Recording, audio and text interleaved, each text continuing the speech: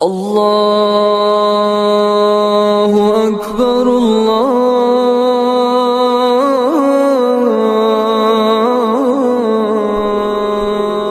اکبر۔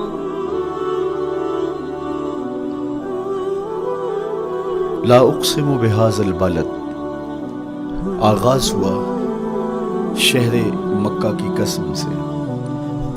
قسم ہے مجھے اس شہر کی، پھر وجہ قسم بھی بیان کی۔ وَأَنْتَ حِلٌّ بِهَذَا الْبَلَدِ، مجھے اس شہر کی قسم اس لیے کہ محبوب اس شہر میں تو جو بستا ہے، تیرا بسیرا ہے اس شہر میں، اس شہر کی گلیوں نے تیرے قدم چومے ہیں اور تیرے انفاس کی مہک اس کی فضاؤں میں بسی ہے، اس لیے مجھے قسم کہ یہاں تم رہتے ہو۔ اللہ اکبر۔ علماء کے مابین اس بات پر اختلاف ہے کہ مکہ المکرمہ افضل ہے یا مدینہ النبی صلی اللہ علیہ وآلہ وسلم افضل ہے۔ ایک علمی اختلاف ہے، بعض نے کہا مکہ المکرمہ افضل ہے، دلائل دیے، بڑا وزن ہے دلائل میں۔ بعض نے کہا مدینہ رسول صلی اللہ علیہ وآلہ وسلم افضل ہے، دلائل دیے، بڑا زور ہے دلائل میں۔ لیکن شیخ عبدالحق محدث دہلوی علیہ رحمہ اسی آیت سے روشنی لے کر کے لکھتے ہیں کہ جب حضور مکے میں تھے تو مکہ افضل تھا، جب مدینے آ گئے تو مدینہ افضل ہو گیا۔ جدھر جدھر سے وہ گزرتے گئے مجد و شرف بھی پیچھے پیچھے رہا۔ چند لمحوں کے لیے ٹھہرے تھے تم جس پیڑ کے نیچے۔ نشور وحدی کا لہجہ دیکھیے کتنا دل آویز ہے۔ چند لمحوں کے لیے ٹھہرے تھے تم جس پیڑ کے نیچے، سنا ہے آج تک اس پیڑ کا سایہ مہکتا ہے۔ تو مکے میں ہیں تو مکہ افضل، مدینے میں ہیں تو مدینہ افضل۔ تو شرف ان کے وجود مسعود سے ہے، وہ جدھر جدھر سے گزرتے جائیں گے وہاں وہاں ہی نور پھیلتا چلا جائے گا۔ اور پیر نصیر الدین علیہ رحمہ کا لہجہ یہاں کتنا خوبصورت دکھائی دیتا ہے۔ ایک بار وہ جدھر سے گزرے ہیں نصیر، ایک بار وہ جدھر سے گزرے ہیں نصیر، بار بار ادھر سے بہار گزری ہے۔ تو کہا کہ قسم ہے مجھے اس شہر کی، یعنی شہر مکہ کی۔ کیوں اس شہر کی قسم؟ وَأَنْتَ حِلٌّ بِهَذَا الْبَلَدِ، کہ محبوب اس شہر میں تمہارا قیام ہے، اس شہر میں تمہاری رہائش ہے، تمہارے انفاس کی مہک ہے اس شہر کی فضاؤں میں، اور تمہارے قدموں کو چھوا ہے اس شہر کی گلیوں میں، اس لیے قسم کہ یہاں آپ رہتے ہو۔ وَوَالِدٍ وَمَا وَلَدَ، اور قسم ہے باپ کی، اور قسم ہے جو اس کی اولاد ہے۔ والد سے مراد کیا ہے اور ما ولد سے مراد کیا ہے؟ تو اس کے بارے میں ایک قول یہ ہے کہ والد سے مراد حضرت ابراہیم علیہ السلام ہے، اور ما ولد سے مراد حضور علیہ السلام جو ان کے فرزند ہیں۔ ایک قول کہ والد سے مراد حضرت آدم علیہ السلام ہے، اور ما ولد سے مراد ان کی ساری ذریت اور نسل ہے۔ تیسرا قول کہ والد سے مراد حضور علیہ السلام ہے، اور ما ولد سے مراد حضور علیہ السلام کی ساری امت، حضور علیہ السلام کی ساری آل اطرت، حضور کے اصحاب۔ لیکن علماء نے پہلے قول کو ترجیح دی کہ مکہ المکرمہ کی قسم کی گئی تو پھر مناسبت بنتی ہے کہ حضرت ابراہیم کا ذکر بھی ہو، تو اس لیے والد سے مراد حضرت ابراہیم ہے، اور ما ولد سے مراد حضور علیہ السلام کی ذات ستودہ صفات ہے۔ تو تین چیزیں ہوئیں جن کی قسم کی گئی۔ سب سے پہلے شہر مکہ کی قسم کی گئی، پھر حضرت ابراہیم علیہ السلام کی قسم کی گئی، اس کے بعد حضور علیہ السلام کے مبارک وجود کی قسم کی گئی۔ تین قسمیں کر کے کہا کیا گیا، چونکہ جو خالی ذہن شخص ہو، جب اس کو کوئی بات بیان کی جائے تو قسم سے آغاز نہیں کیا جاتا۔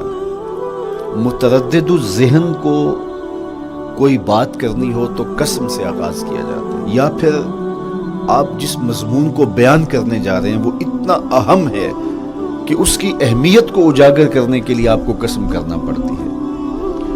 تو یہ جو ماں بعد کا مضمون ہے جس کو میرے رب نے بیان کیا، اس سے قبل ایک نہیں، دو نہیں، تین قسمیں کی، تو پھر کان تو کھڑے ہو گئے، سماعتیں تو بچھ گئیں کہ وہ کون سی شے ہے جس کو بیان کرنا مقصود ہے اور اس سے قبل قسم پہ قسم کی جا رہی ہے. قسم محبوب شہر مکہ کی، قسم محبوب تیرے والد بزرگوار حضرت ابراہیم علیہ السلام کی، اور قسم تیرے پاکیزہ وجود کی. اب انسان بالکل سماعتیں بچھا کے منتظر ہے کہ قسم کی کس بات کی جا رہی ہے، کس بات پہ قسمیں ہو رہی ہیں. تو جواب آیا قسم محبوب شہر مکہ کی جس میں آپ رہتے ہو، قسم آپ کے والد بزرگوار حضرت ابراہیم علیہ السلام کی، اور قسم آپ کے پاکیزہ وجود کی. لقد خلقنا الانسان فی کبد، ہم نے انسان کو مشقتوں میں رہتا پیدا کیا ہے. یعنی انسان کی زندگی کے اندر مشقتیں، مشکلیں، آلام، مصائب، حالات کی تلخیاں، سخت مراحل، یہ اس کی زندگی کا حصہ ہے. اور ہم نے اس کو ڈیزائن اس طرح کیا ہے کہ یہ ان ساری مشکلات سے نہ بردآزما ہوگا اور حالات کی تلخیوں کا مقابلہ کرے گا، اور خیر و شر کے ساتھ ساری زندگی اس کا تعلق رہے گا. تو یہ اگر سخت جان ہوا تو زندگی میں کامیاب اور بامراد ہوا، اور اگر یہ کمزور ہوا تو پیچھے رہ جائے گا. اور اس کے لیے جو قسمیں کی ہیں وہ 3 ہیں. قسم کا اور جواب قسم کا تعلق ہوتا ہے، یعنی جس پہ قسم کی جا رہی ہے تو جو قسم کی جا رہی ہے اس کا کوئی آپس میں تعلق ہوگا. جب پھولوں کا ذکر کریں گے تو پھر اس کے متعلقات ہی بعد میں بیان کریں گے. کسی نے کہا تھا جنگل میں کوئی مے خار مرا ہے، جنگل میں کوئی مے خار مرا ہے، اسے انگور کے پتوں کا کفن دو. میاں جنگل میں مرنے والے شخص کو کسی اور درخت کے پتوں کا بھی تو کفن دیا جا سکتا ہے، لیکن صاحب مرنے والا مے خار ہے اور شراب کشید کی جاتی ہے انگور سے، تو اس کو تو ٹھنڈ تب بھی پڑے گی کہ انگور کے پتوں کا کفن دیا جائے. تو مناسبات ہوتی ہیں. تو اب جب قسم کی گئی تو قسم 3 چیزوں کی گئی، اور اس کی جواب قسم سے مناسبت کیا بنتی تھی؟ انسان کو مشقتوں میں رہتا پیدا کیا گیا، حالات کی تلخیوں سے گزرتا ہے، سخت تربیتی مراحل سے اس کو گزرنا پڑتا ہے. تو اس چیز کو بیان کرنے سے قبل 3 قسمیں کی گئی. پہلی قسم میرے حضور کے پاکیزہ شہر کی، مکہ المکرمہ کی، اس لیے کہ مکہ المکرمہ میں دیکھ لیجئے کہ صحابہ اور حضور کے ماننے والوں نے کیسے تلخ زندگی کاٹی. شجر اسلام ثمر بار ہوا تو ہمیں تو یہ کھلے ہوئے پھول دکھائی دیتے ہیں، لیکن ہم نہیں بھول سکتے کہ بلال حبشی کی پیٹھ پہ کیسے کوڑے برسے اور آہد آہد کیسے پکارتے رہے. تو ہم اس منظر کو دیکھیں، مکہ کے ان حالات کو دیکھیں، تو اس لیے قسم کی مکے کی، اور پھر حضرت ابراہیم علیہ السلام کی قسم کی.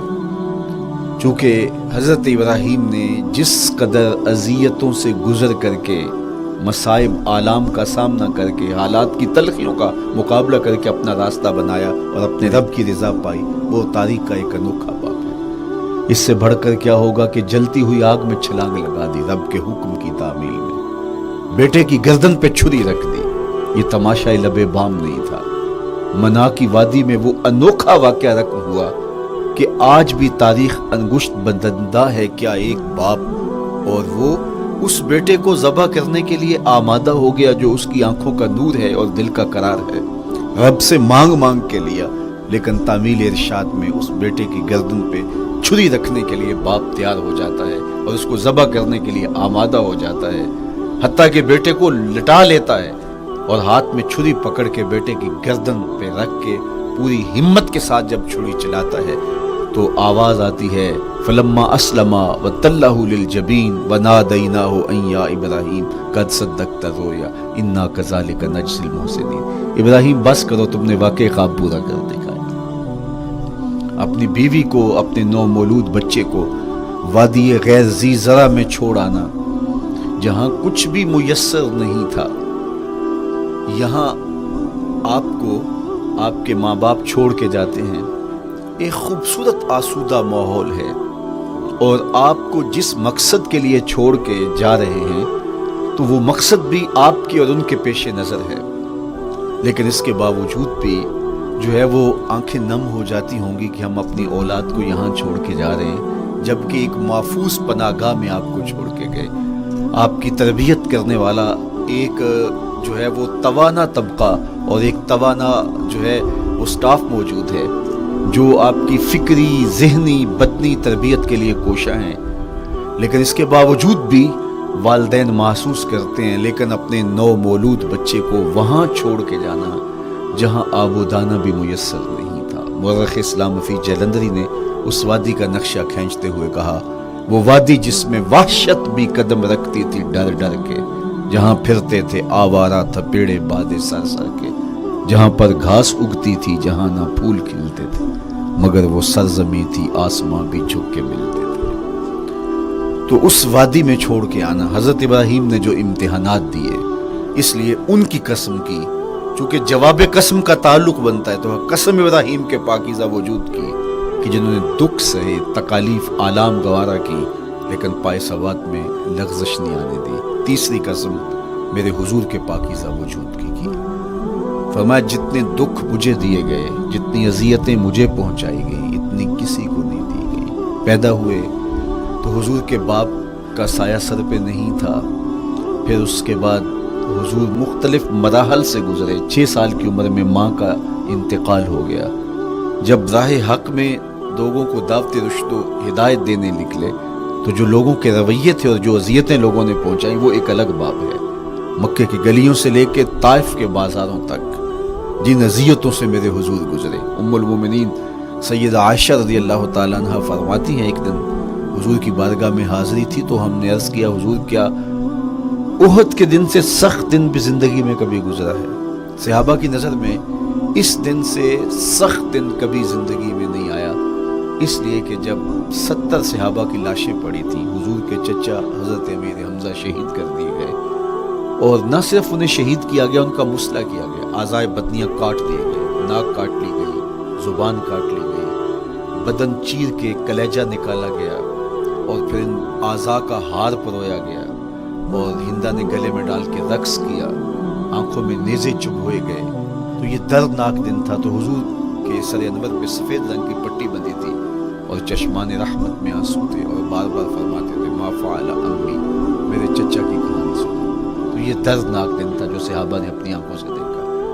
تو انہوں نے کہا، حضور کیا احد کے دن سے سخت دن بھی کبھی زندگی میں آیا؟ ان کا خیال تھا کہ حضور فرمائیں گے ہاں یہ میرا زندگی کا مشکل ترین اور سخت ترین دن تھا، لیکن حضور نے فرمایا ہاں عائشہ، جب طائف کے بازاروں میں تیری قوم نے مجھے پتھر مارے تو یہ دن احد کے دن سے بھی سخت تھا۔ حضور ان کے 3 سرداروں کے پاس پیغام حق لے کے گئے، لیکن انہوں نے آگے سے جو رویہ اختیار کیا وہ اتنا اذیت ناک تھا۔ حضور نے فرمایا کہ ٹھیک ہے، میں تمہاری خیر خواہی کا جذبہ لے کے تمہارے تک پہنچا ہوں، تم نے میری دعوت کو قبول نہیں کیا، تمہاری مرضی، تمہارا مقصود، چلو اب یہ بات میرے اور تمہارے درمیان رہنی چاہیے، اس بات کو راز رہنا چاہیے، اہل مکہ تک یہ بات نہ پہنچے۔ انہوں نے کہا ہم کیوں راز رکھیں، بلکہ اوباشوں کے ہاتھ میں پتھر دے دیے، اور حضور جب واپس ہونے لگے تو وہ حضور کے پاؤں پہ سنگزنی کرتے، حضور اپنا ایک پاؤں اٹھاتے تو دوسرے پاؤں پہ مارتے، شدت درد اور احساس کرب سے حضور بیٹھ جاتے تو ان کے گھنڈے دائیں بائیں سے بڑھتے اور کندھوں سے پکڑ کے حضور کو اٹھاتے اور مشق سنگزنی کرتے، نالین خون سے بھر گئے، لخت لخت زخمی ہوا۔ اللہ اکبر، کیا دردناک لمحے تھے، کیا تکلیف بھری گھڑیاں تھی۔ تو کہا کہ جب طائف کے بازاروں میں تیری قوم نے مجھے پتھر مارے تو یہ دن احد کے دن سے بھی سخت تھا۔ اچھا، جب حضور پر اس طرح آلام و مصائب ٹوٹ پڑے تو حضور کے ساتھ جو صحابہ تھے انہوں نے کہا حضور ان کے لیے بد دعا کر دیجیے، تو میرے حضور بولے میں رحمت بن کے آیا، میں رحمت بن کے آیا۔ اللہ اکبر، ان کا تقاضا پہم بڑا تو حضور کے ہاتھ اٹھ گئے، اور پھر حضور نے جو کہا سنیے، اللہم اہد قومی فإنہم لا یعقلون، اے اللہ میری قوم کو ہدایت دے دے، یہ مجھے جانتے نہیں، اگر جانتے تو ان کا میرے ساتھ یہ رویہ نہ ہوتا۔ تو پتھروں کے جواب میں دعائیں دینا پیغمبروں کا حوصلہ ہوتا ہے۔ اللہ اکبر، مورخ اسلام فی جلندری نے کیا خوبصورت پیرائے میں نقشہ کھینچا کہ حضور ہاتھ اٹھا کے دعا مانگ رہے ہیں، الہی کرم کر کو سارے طائف کے مکینوں پر، الہی پھول برسا ان پتھروں والی زمینوں پر۔ تو حضور نے دکھ سہے، تکلیفیں سہی، اب 3 قسمیں کی، شہر مکہ کی قسم، جہاں حضور کے صحابہ نے تکلیفیں سہی، اس شہر کی گلیوں میں انہیں گھسیٹا گیا اور ان کو کچی کھالوں میں لپیٹ کے دھونیاں دی گئی، انہیں اذیت ناک مراحل سے گزارا گیا۔ حضرت ابراہیم مشکل سے مشکل زندگی کاٹی اور رب کی رضا جوئی کے لیے کوشاں رہے، اور میرے حضور نے سخت ترین اذیتوں، مقاومتوں، مخالفتوں اور تکلیفوں کا سامنا کیا۔ تو ان تین چیزوں کا حوالہ دے کر، ان تین چیزوں کی قسم کر کے اب انسان کو بتایا جا رہا ہے کہ تم مشکلات سے تمہیں گزرنا پڑے گا، حالات کی تلخیاں تمہیں سہنی پڑیں گی، کسی مرتبے تک پہنچنے کے لیے تمہیں پھر تکلیفوں کی راہ اختیار کرنی پڑے گی۔ تم کون ہوتے ہو؟ میرا محبوب ہو تو تکلیفیں وہ بھی اٹھائے، دو جہاں کا مالک ہو اور طائف کے بازاروں میں اس کے پاؤں پہ بھی پتھر پڑیں، اور کونین کا سردار ہو اور ان کے اوپر اوجری ڈال دی جائے، کائنات کا مالک ہو اور ان کو مکے کی گلیوں کے اندر ان کے گلے میں عقبہ بن ابی معیط کپڑا ڈالے اور تاؤ دے، تو کیا ان مشکلات سے تم بچ سکتے ہو؟ جب تم کسی منزل تک پہنچنا چاہتے ہو تو پھر یہ حوالے ماضی کے دیکھ لو، تین قسمیں کر کے اس حقیقت کو بیان کیا۔ ابراہیم علیہ السلام کے وجود کو دیکھ لو، حضرت مصطفیٰ کریم علیہ السلام کی ذات ستودہ صفات کو دیکھ لو، اور مکے کی گلیوں میں صحابہ کے ساتھ جو ظلم اور جبر ہوئے اور انہوں نے جو مصیبتیں اور مشقتیں کاٹی وہ ساری دیکھ لو۔ تو تین قسمیں کھا کر کے کہا کہ بے شک انسان مشقتوں میں رہتا پیدا کیا گیا ہے۔ اس لیے قافلہ انسانی کے وہ افراد جو کسی منزل کے متلاشی ہوتے ہیں، جو جستجو کی زندگی بسر کر رہے ہوتے ہیں، ان کو پھر مشکلات سے گزرنا پڑتا ہے اور حالات کی تلخیاں ان کو گوارا کرنا پڑتا ہے، کشاکش حیات سے ان کو ٹکرانا پڑتا ہے، اور ان کو آگے بڑھنے کے لیے ان کو تکلیفوں سے گزر کر کے، جان کو سل مراحل سے گزر کر کے پھر منزل کی طرف عزم سفر ہونا پڑتا ہے۔ کیا میں نے اس خاکدان سے کنارہ جہاں رزق کا نام ہے آب و دانہ، پلٹنا جھپٹنا جھپٹ کر پلٹنا لہو گرم رکھنے کا ہے ایک بہانہ، پرندوں کی دنیا کا درویش ہوں میں کہ شاہی بناتا نہیں